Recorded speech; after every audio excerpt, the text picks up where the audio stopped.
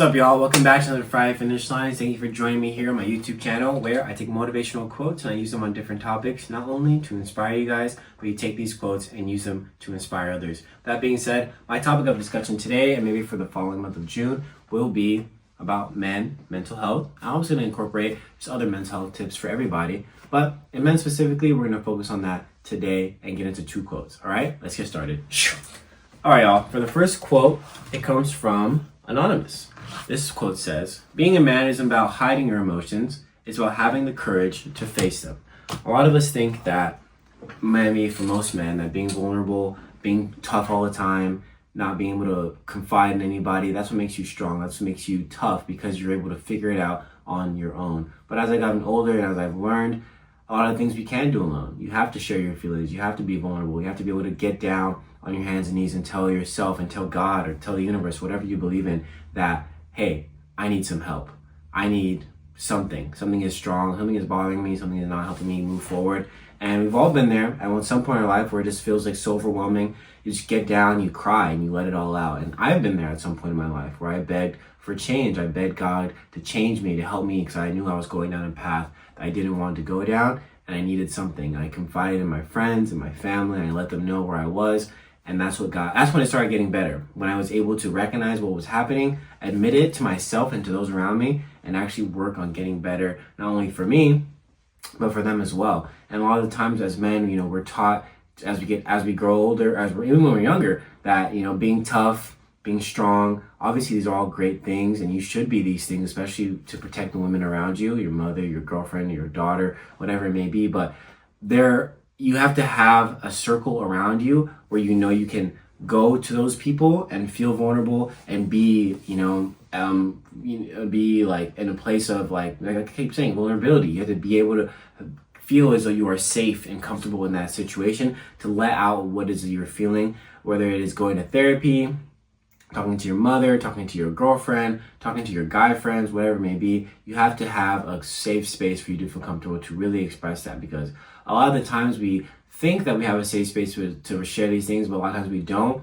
and maybe we'll share and it won't be reciprocated the way we want, and that deters us from actually sharing or actually being vulnerable again. And I know a lot of us have faced these things. We are afraid to talk to women about some things because a lot of the times we feel as though it's going to be used against us later on down the line. That when we are vulnerable, when we do show our true feelings, that person is going to use it as ammo to sort of make us feel bad about ourselves, maybe to fulfill some agenda that they have, whatever it may be. That's what kind of creates this sort of I'm going to deal with it alone and no one can help me, because if I let someone help me, they're going to come back and stab me in the back. But that's why you have to be very selective about who you allow in your life and who you choose to trust, because you have to have those spaces to be vulnerable, and you want to create a space for not only you to feel vulnerable, but for other people to feel vulnerable around you as well.